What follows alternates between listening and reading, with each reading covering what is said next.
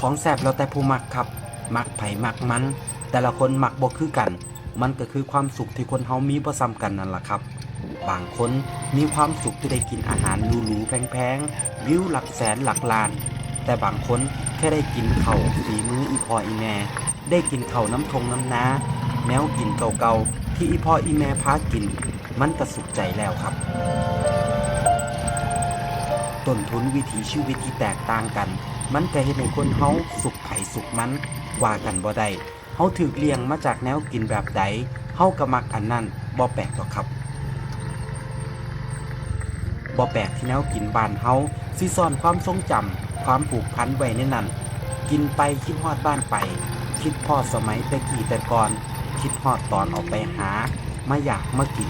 เฮาเคยผูกพันกับแนวกินอันใดไปอยู่ไกลบ่ได้กินคือเก่าเฮาก็อยากหวนคืนกลับมากินมันอีกแนวกินหลายอย่างมันกลายเป็นภาพแทนของไทยบ้านเฮาเลยก็ว่าได้ครับแค่เห็นข้าวเหนียวส้มตำลาบก้อยข้างทางหรือแนวกินอีสานบ้านเฮาอยู่ต่างถิ่นเฮาก็คิดฮอดบ้านแล้วแต่เชื่อบ่ครับมันบ่แซ่บสำหรับมากินน้ำครอบครัวเฮา